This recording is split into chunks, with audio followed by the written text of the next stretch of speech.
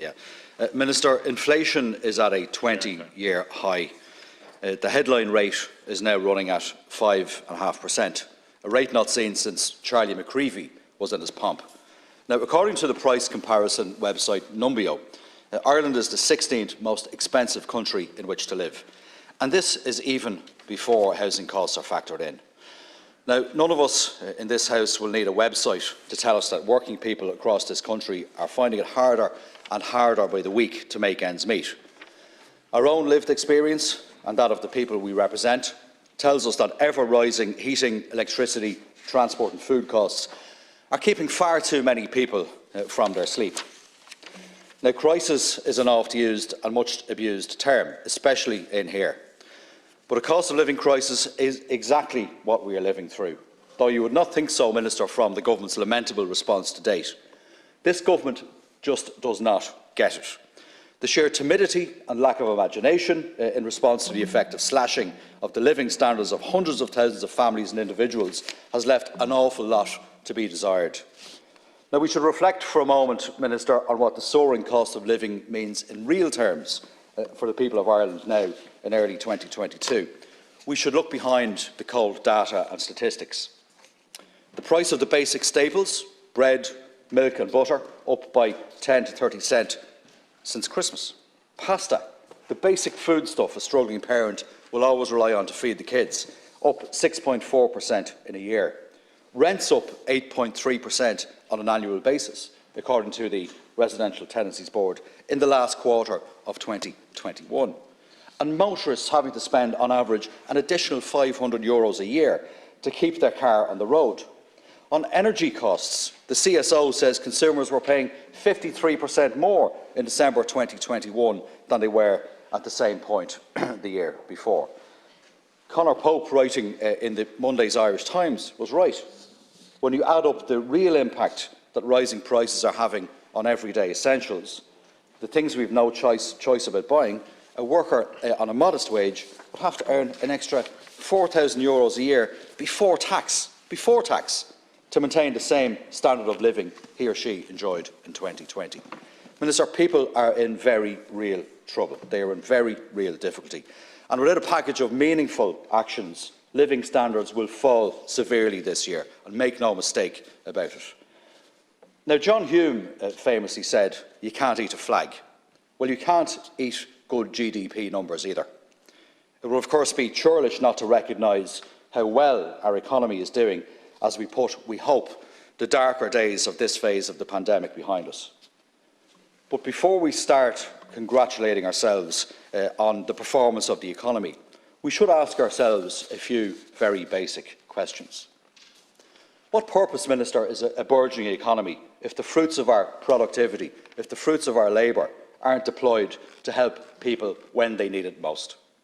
Real help to stop people from falling into fuel poverty. Real help to make sure that people can make the rent at the end of the month. Real action for those who exist on the breadline to afford to put sufficient food on the table. Now, people read that we took more in income tax last year than ever before. And if for a party like mine, a party that is dedicated to the principle of work and to the principle of the dignity of work, that of course makes us very proud as a party and a country. It makes us proud of our country. But they read too that big corporations who provide good jobs for skilled workers paid a record amount in corporation tax last year. And that's very good too. That's objectively the case. They've also read that we are raking in VAT. Now, Minister, you know well, as a Minister in the Department of Finance, that this state took in €1 billion more than it bargained for in VAT last year. This is a phenomenal sum, and much of that will have come from a windfall from the VAT levied on energy and fuel. And this itself raises big questions for government. VAT represents the second largest source of tax revenue for the state. And VAT, as you know only too well, is a tax on consumption. We all pay it. We don't have a choice. There isn't any option to pay VAT when we buy goods and services. And here is the point. The impact of VAT hurts some more than it hurts others. And it is the least well-off who bear the brunt of the VAT burden when prices go up. They need help. They need your help. They need the government's help to keep the wolf from the door. In order to help working people across the country through the crisis, to help them make their hard-earned euros stretch a little further, the Government Minister absolutely has to look again at the need to reduce the VAT wedge on energy and fuel bills. Now, we do acknowledge that there is a layer of complexity involved, but this is doable.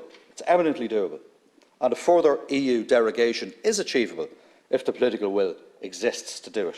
It's a question of political will. And in doing so, if you can achieve this, as we are calling for, we can ensure too that the rates do not then go back up to the standard rate of 23%. I'm appealing to you today, Minister, not to rule that out. Our understanding is that other EU member states, some states that are led by some of our colleagues in the Social Democratic movement, are currently interrogating this approach again. Now, this, Minister, ought to be a temporary 6-month measure. It's time limited, it's temporary, to take us through this emergency period and be reviewed in October's budget. Now, Minister, for a little bit of context, a 6-month drop in VAT on fuel and energy would cost around €200 million. This is the same amount government will shell out on the electricity bill wheeze, but with a bigger and more effective impact for those who need help the most. Because, as I said earlier on, VAT hits the poorest the hardest.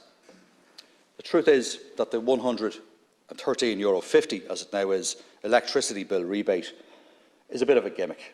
That's all it is. It's a gimmick. It was dreamed up on the back of an envelope, and we're still waiting to see the legislation to allow it to be introduced.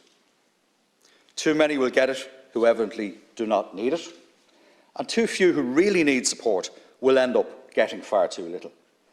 Instead, Minister, government should focus its attention on how to return some of that €1 billion unexpected VAT windfall to the pockets of those who need it the most.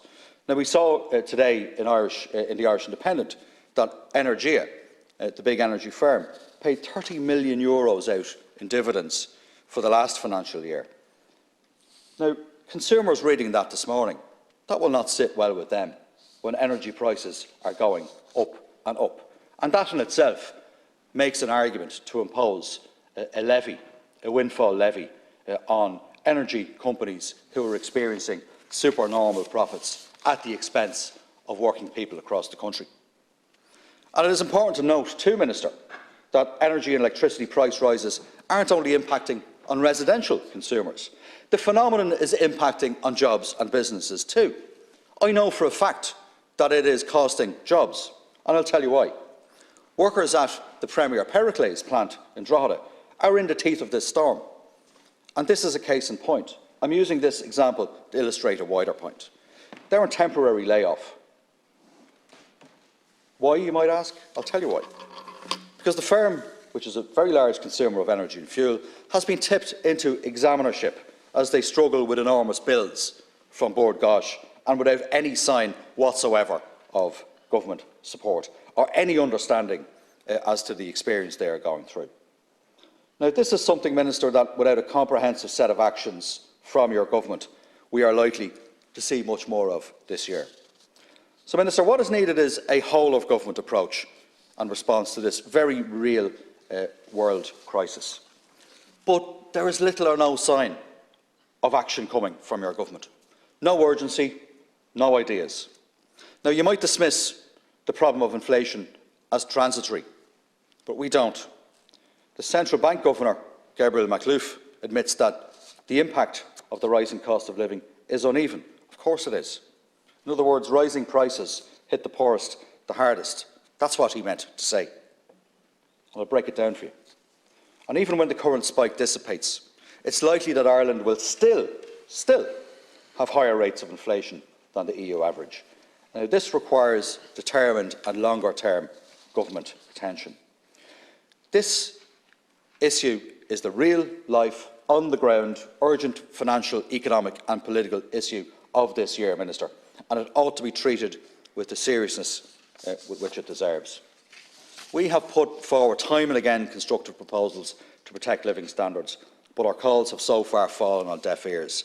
Now, if government had listened to our warnings in the run-up to Budget 2022 last October, there may have been no need whatsoever for this motion today.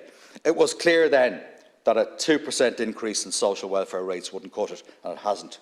And what we now have is a real effective cut to the living standards of those who depend on the state for their income. Now, we do accept that there are international circumstances feeding into this. But the truth is, Minister, that the most acute price rises of the last few months in fuel, energy, transport, housing and food costs are all subject to one form of government policy or regulatory control or other. And people, Minister, are looking for action from you. People demand action from this government. They demand your intervention, and we request that the House supports this motion.